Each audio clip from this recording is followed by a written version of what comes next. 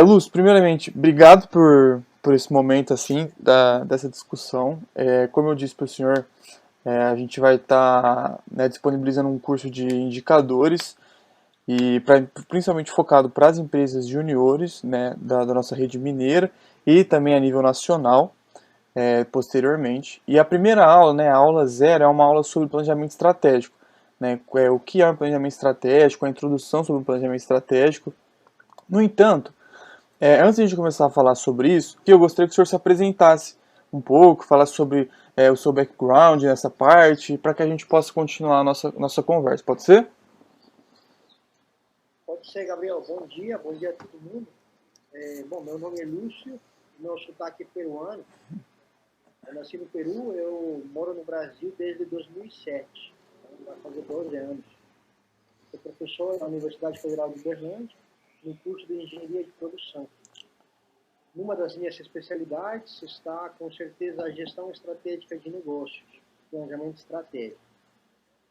Ao longo da minha experiência, ainda jovem, né, eu já assumi alguns cargos de gerência em algumas empresas.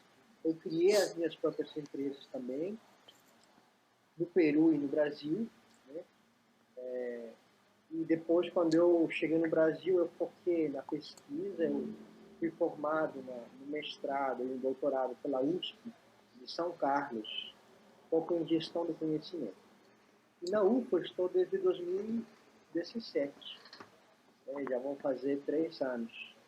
Eu sou o presidente do núcleo de docente estruturante, do NDE do curso, né?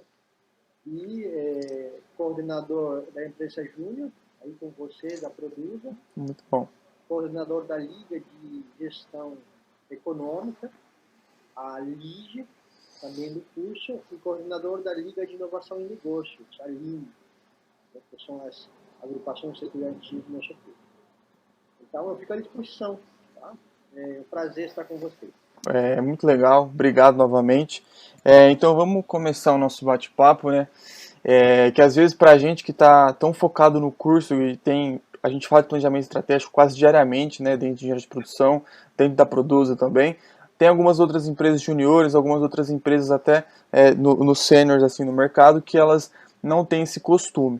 Então eu gostaria que o senhor falasse um pouco sobre a importância de um planejamento estratégico dentro de uma empresa.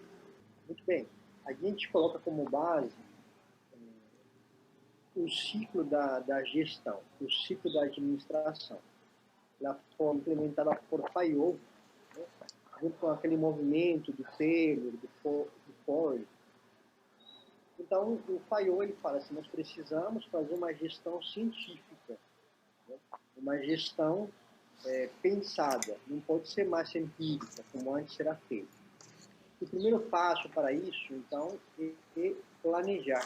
Nós precisamos fazer planejamento do que a gente vai executar. Planejamento, coordenação, direção e controle, as 4 fases. Depois, esse ciclo vai evoluindo ao longo do tempo e nós temos atualmente o mais conhecido, o PDCA, a base para o Seis Sigma, a base para o Lean Manufacturing. Então, essa primeira fase, ela muitas vezes é negligenciada. Né? As pessoas, as equipes, as empresas, elas partem para, talvez, a execução, nem sequer passam pela coordenação dos recursos do capital humano, então partem para a execução e chegamos naquele patamar de só apagar o incêndio, né? Só resolver o problema. Então, nós temos uma influência muito forte de uma cultura oriental que traz o peso, a importância do planejamento, que basicamente é pensar antes de agir. Pensar em os caminhos que a gente pode seguir, os recursos que a gente pode usar, os riscos que a gente pode enfrentar. Então, é isso aí. Então, planejamento, a gente atrela a palavra, uma palavra simples, de pensar antes de agir. Então, a importância disso é que, na hora da execução, a gente já pensou que ia acontecer dessa forma, a gente tem até capacidade de controlar algumas variáveis para a gente, talvez, forçar que aconteça conforme nós pensamos. Se eu chego num desafio, seja no lançamento de um produto, de um serviço, seja para contratar um novo gerente para a minha empresa, mas se eu chego sem pensar do como que eu vou fazer, os recursos, os meios, os caminhos, se eu chego executando, afinal eu deparo com barreiras, com problemas que eu preciso resolver na hora. Não pensei antes. Né? E muitas vezes por conta disso dá errado. Agora, essa falta de planejamento é uma carência cultural. Uma carência cultural, principalmente dos países em desenvolvimento, né? Muito forte na Latinoamérica. Não se tem, desde a formação dentro de casa, das empresas, nos círculos sociais, equipes de trabalho, não se coloca o planejamento como ponto principal para o início de qualquer tipo de ação, qualquer decisão. Então, realmente um desafio de superação para essa empresa. Legal, Lúcio, muito interessante esse apanhado geral assim. E agora que o senhor falou uma coisa muito interessante, que é essa parte de que a falta de planejamento é algo bastante cultural, principalmente agora para esses países emergentes, né, parte da América Latina. E aí, eu particularmente já ouvi bastante nas nossas consultorias, até mesmo do ponto de vista científico, assim, na sala de aula, eu já ouvi que planejamento estratégico é coisa para empresa grande, né? E aí eu gostaria que o senhor falasse um pouco sobre isso, esse mito ou uma verdade, o que o senhor acha sobre isso? Muito certo. Realmente, a empresa maior domina mais o ciclo de gestão, né? Consegue atingir todas as fases do ciclo de gestão. E talvez empresa menor, pequena, micro, por falta talvez de conhecimento, de pessoas mais técnicas dentro da organização, não faz. Não faz. Só que não é o fato de planejamento e para a empresa grande. O planejamento, na verdade, ele é importantíssimo para todos os níveis, seja empresa, seja equipe de trabalho, seja pessoa. É importantíssimo. Senão você vai cair naqueles erros que eu comentei. Então, pode ser que a empresa menor ou pequena não execute um bom planejamento ou não veja a importância dele por falta de conhecimento profissional técnico. Nós temos uma cultura muito forte no Brasil do empreendedorismo, muito positiva, mas muitos empresários, eles não têm formação em administração, não têm formação em gestão, em engenharias adequadas, eles são muito empíricos, então não veem, não têm essa visão sistêmica e não colocam a devida importância no planejamento. Eles partem para a execução, para fazer acontecer o trabalho, para conseguir fazer girar o caixa, fazer girar o negócio. Eles veem isso como importante, e de fato é importante, só que a gente entra no apagar do ensino. Então, uma das causas de que o pessoal, de forma geral, fala planejamento é só para empresa grande, é porque talvez as empresas menores não tenham capacidade para executar essa primeira fase. Né? Mas a importância não pode ser retirada. Né? É importantíssimo. Imagina uma pessoa que vai assumir um novo posto de trabalho numa cidade distante. Precisa pensar antes de tomar a decisão. Né? Como que vai morar, o ritmo de vida que ele vai ter, as mudanças dentro de casa. Certo? Imagina uma pequena empresa que vai comprar uma máquina nova, com um investimento relativamente grande, pensemos em 5, 10, 100 mil reais. Ela simplesmente não vai tirar o dinheiro do caixa e fazer o pagamento da máquina. Precisa pensar em capacidade, se vai ter mercado para isso, se vai ter um retorno desse investimento, em quanto tempo. Tá? Então, o planejamento é importante para todo tipo de decisão, em todos os níveis, desde o individual, micro, pequena empresa e grande empresa. Tá? Então, assim, com certeza é um mito. Então, o mito pode ser parte da cultura. Entendi, Lúcio. E Lúcio, o senhor comentou, né, sobre chegar de frente ao problema, né, e de repente ter que apagar o incêndio. Só para deixar claro, né, para quem está vendo aqui esse bate-papo nosso, qual que é a diferença entre plano tático e plano estratégico, né? Porque eu acho que às vezes as pessoas ficam mais presas ao plano tático pensando que é algo mais estratégico. O senhor poderia exemplificar isso para a gente, por favor? Com certeza. Mesmo dentro do planejamento, nós temos três níveis: o estratégico, o de longo prazo, o tático, o de médio prazo e o operacional de curto prazo. E ter ciência desses três níveis ajuda muito na direção de qualquer empreendimento. Só que esses prazos eles dependem muito da característica da empresa. Empresas muito mais estáveis, elas podem pensar em um plano estratégico a longo prazo, talvez daqui 50, 100 anos, 10 anos, imaginemos 5 anos.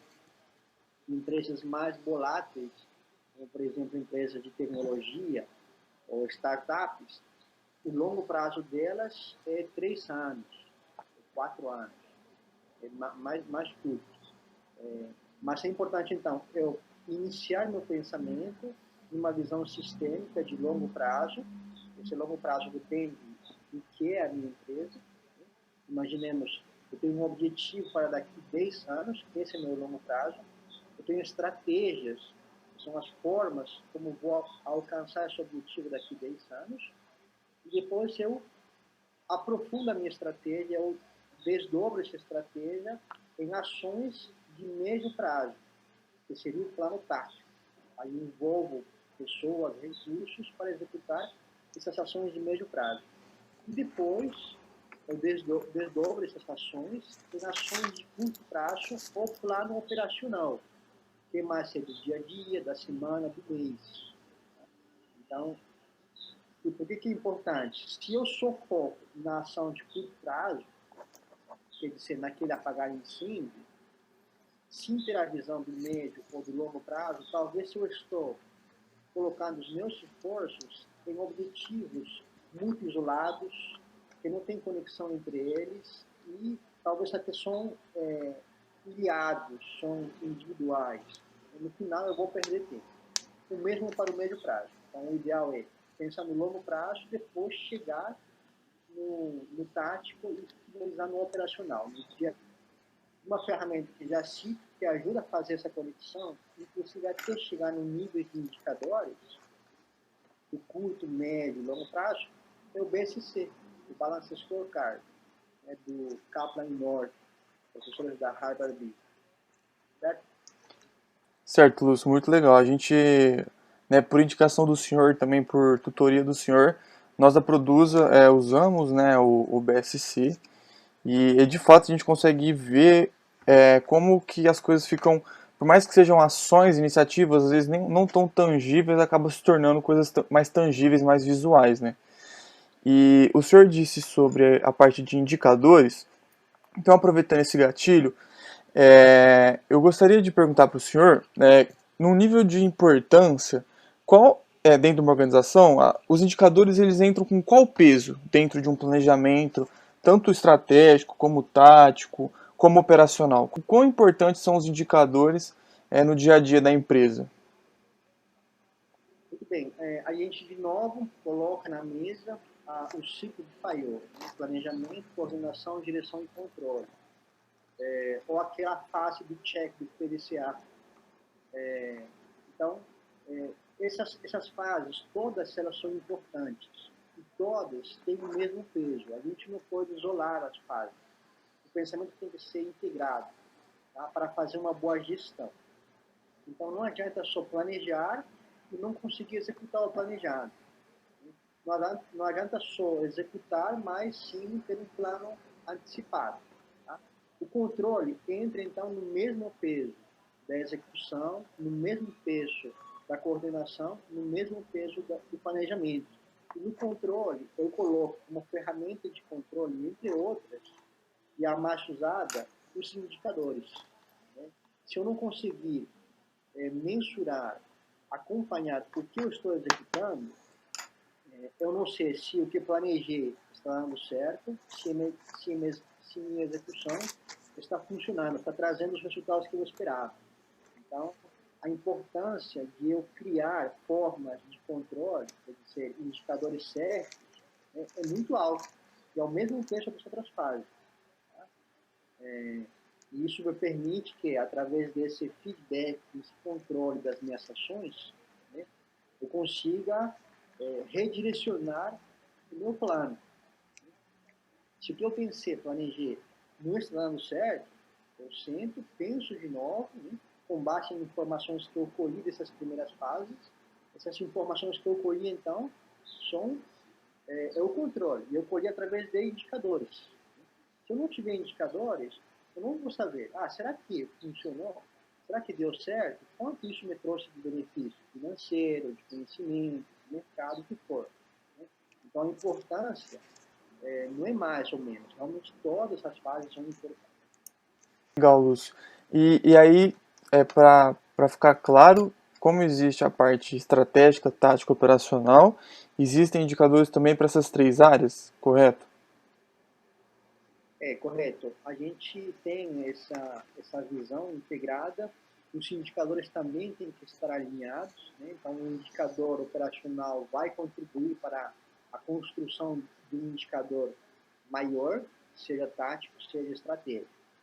Então, eu vou ter, desde a declaração dos objetivos e depois das estratégias para alcançar esses objetivos, eu vou identificar nessas declarações indicadores, né, de número de horas de capacitação, de porcentagem de diminuição em refugo, em retrabalho, em tempo de lead time, satisfação de cliente, crescimento anual, trimestral da empresa, em termos de capital, em termos de capital humano. Então, eu vou ter indicadores operacionais, táticos e estratégicos. E eles também têm que estar alinhados. E o professor, só mais uma dúvida em relação a indicadores táticos, operacional e estratégico. Por exemplo, os indicadores estratégicos eles têm que estar sob responsabilidade, por exemplo, da gerência, da alta gerência da organização, ou não necessariamente existe também essa distinção de cargo para cada tipo de indicador? Quando a gente trabalha, de novo, nessa visão integrada, a gente supera aquela estrutura organizacional hierárquica. Não temos mais, a gente não pensa mais em trabalhar numa hierarquia muito vertical. Então, é difícil enxergar uma alta gerência, uma gerência média e um grupo de pessoas que trabalham no operacional. É mais buscando uma estrutura horizontal, onde supostamente os níveis, que nesse caso seriam funções dentro da empresa, papéis dentro da empresa, eles precisam estabelecer uma comunicação com um fluxo contínuo, sem nenhum tipo de barreira, seja de cultura, seja uma barreira física, seja uma barreira de preconceito. Né? Ela fala, o gerente é importante, mas sem uma equipe operacional ele não consegue fazer nada. E uma equipe operacional, sem uma visão de médio e longo prazo, que dá a gerência, também não consegue avançar. Tá? Então, a visão é a equipe, né? Sempre buscando uma estrutura mais horizontal. Então, nesse caso, tanto o operacional quanto o estratégico buscam atingir também os objetivos estratégicos, operacionais ao mesmo tempo. Todo mundo trabalhando com o mesmo objetivo, né? Que é alcançar esse bem-estar da empresa, essa agregação de valor para o cliente. É muito bacana essa visão dessa hierarquia, né, que mudou. E aí existe uma parte, né, na construção do planejamento estratégico que é a parte de análise de ambiente, né? Tanto a parte do ambiente interno como o ambiente externo. A gente tem algumas ferramentas como 5 forças de Porter, análise PEST, análise SWOT. Eu gostaria que o senhor falasse um pouco sobre a sua visão sobre essas ferramentas na hora da construção, de fato, do planejamento estratégico. É muito bom. Essa é uma das primeiras fases, né? Aquele estudo do ambiente interno e externo, eu acredito ser uma das fases que vai garantir o sucesso de um bom planejamento. é a fase onde a gente coleta as informações do estado em que a empresa se encontra e do mercado onde ela está inserida. Então, se eu conseguir mais informações com relação a concorrente, com relação a produtos substitutos, com relação a pontos fracos, deficiências da minha empresa, eu vou depois chegar em objetivos e estratégias mais assertivas. Eu vou atacar diretamente os itens relevantes da minha empresa do mercado. Então, se eu conseguir fazer um bom levantamento desse ambiente interno e externo, o reflexo vai ser, possivelmente, boas estratégias. E, como consequência, um crescimento sustentável da empresa. Agora, se eu não faço um bom levantamento, se eu considero essa fase como simplesmente uma explicitação do que eu sei como planejador, sobre o dono da empresa sabe, mas se eu não vou atrás de informação de mercado, de pesquisas, de entidades, de organizações, eu não tento levantar realmente como que estão os concorrentes de fato, e não simplesmente baseado em opiniões de pessoas dentro da empresa, se eu não conseguir fazer esse levantamento, então, aprofundado do ambiente, vai se refletir em estratégias superficiais, que não vão atacar problemas reais do mercado ou da empresa. Então, mais informação, melhores decisões. Menos informação, decisões deficientes. E essa fase da análise interna e externa, então, é para coletar essas informações, para depois, com base nisso, eu conseguir decidir. Eu tenho vivenciado, até conheço alguns casos, onde essa fase é feita em questão de horas. O pessoal se reúne, dá algumas opiniões de como que está o ambiente, como que está a empresa, e com base nisso já inicia um planejamento. Então, muito errado. Tem que ter um trabalho estruturado de levantamento de informações. Talvez até pesquisas, assim, logo, sobre o mercado, pesquisa com o cliente, com parceiro, com fornecedor. Então, um trabalho elaborado, talvez demanda semanas até meses. Muito importante.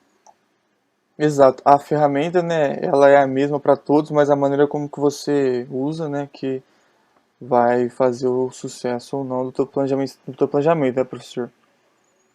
É isso mesmo, é isso mesmo. A Legal. ferramenta realmente sempre é a mesma. A execução que vai diferenciar um gerente bom de uma equipe boa de uma equipe deficiente. Legal. E Lúcio, já entrando assim, nos pontos finais que eu gostaria de abordar com o senhor aqui, nesse bate-papo, eu já senti muito na minha vivência dentro do movimento Empresa Júnior de que as empresas juniores e até mesmo algumas pequenas empresas que estão no mercado, sênior já, elas fazem o planejamento, né? Até usam, por exemplo, essas ferramentas, análise SWOT, análise PEST, fazem um estudo legal, só que não conseguem fazer a conexão do planejamento estratégico com a cultura de indicadores, né? Então, às vezes, tem um indicador lá, eles têm alguns indicadores, eles mensuram alguns pontos, tem o planejamento estratégico, mas não existe aquele link, né, entre essas duas ferramentas que devem estar juntas, né? Eu gostaria de saber o que o senhor pode falar para essas empresas juniores em relação a como linkar os indicadores com os objetivos estratégicos, as iniciativas estratégicas, as perspectivas como um todo. Muito bom, Gabriel. Realmente, não é um desafio, talvez somente de um grupo empresarial, ou mesmo só de empresas juniores. Um desafio do mercado todo. A gente vê no mundo todo essa deficiência. A ligação entre o planejado e, no final do círculo, vamos fazer assim, na construção da espiral, um indicador. Aí, a gente visualiza, antes de passar, talvez, aquela orientação, a gente visualiza isso como limitação cultural. Então, por ser cultura, é difícil alcançar essa mudança. Nós temos uma mudança cultural muito forte na história da cultura norte-americana, quando você viu desplaçada pela cultura japonesa através dos sistemas de produção. Nós temos o Lean Manufacturing, implementado pela Toyota, que superou, depois da década de 50 e 70, principalmente a década de 70, superou o sistema produtivo americano, imposto pela Ford, principalmente pela GM, superou com base em princípios de agregação de valor, de trabalho em equipe, sendo que o americano tinha algumas formas de trabalho individual, daquele Superman da empresa, né? Aquele individualismo muito forte, né? Aquela busca da competição, inclusive dentro de uma empresa. Então, nós temos um modelo japonês muito mais colaborativo, asiático, né? Agora com a China, que superou um modelo individualista, competitivo americano. E o americano teve que mudar muito rapidamente, aconteceu depois de 80 e 90, para conseguir alcançar esse patamar que os asiáticos estavam já liderando. Então teve uma mudança muito forte de uma nação toda, de uma forma de pensamento toda, refletido em educação fundamental, educação superior, e depois nas empresas. Então não é fácil gerar essa mudança, questão de décadas. E o Brasil está nesse caminho. A gente visualiza um Brasil muito melhor no próximo ano, talvez daqui 15, 20, 30 anos, naquele patamar de primeiro mundo. Mas, assim, ter consciência, então, dessas barreiras culturais faz com que eu, indivíduo ou pessoa, né, ou empresa júnior, faça a minha contribuição para esse movimento de melhoria cultural do Brasil, né, da sociedade brasileira. Então, assim, nós temos essa consciência, é uma limitação. A gente não planeja e a gente não faz o planejamento com indicador. Tudo bem. Sabendo disso, o que nos fala a história? Nós precisamos de líderes, precisamos de visionários, de pessoas comprometidas, né, que vão nos impulsionar, vão nos ajudar, dar esse suporte para que a gente consiga superar essa limitação, nesse caso cultural, muito forte, arraigado dentro da gente. Tá? Então, vamos planejar como fazer o planejamento. Então, o líder da equipe, ou mesmo esse conjunto de pessoas que já tem essa visão, precisam, então, planejar. Vamos planejar, fazer o seu planejamento. Esse planejamento vai ser, então, também planejado, coordenado, vai ser executado e vai ter indicadores para a fase de planejamento da empresa. Então, a gente coloca um ciclo dentro do outro, dentro da primeira fase do outro ciclo. A gente garante que aconteça de uma forma certa. Mas sempre colocando, então, aquela pessoa, aquele grupo de pessoas que, como se fala assim, mais comumente, que vai cutucar, que vai controlar, que vai incentivar outra pessoa, que vai incentivar a equipe a fazer da forma certa. A equipe vai entrar numa zona de desconforto, vai sair daquela famosa zona de conforto, vai sentir a instabilidade, precisa enxergar que é bom, precisa enxergar os benefícios e vai começar a adotar essa nova forma de pensamento. Tá? Então, pode ser através dessa pessoa, dessa equipe mais visionária, mas pode ser também através de um problema que esteja enfrentando. Não consigo fechar projeto, não sei porque está dando errado, às vezes o golpe é bem maior, eu estou falindo, né?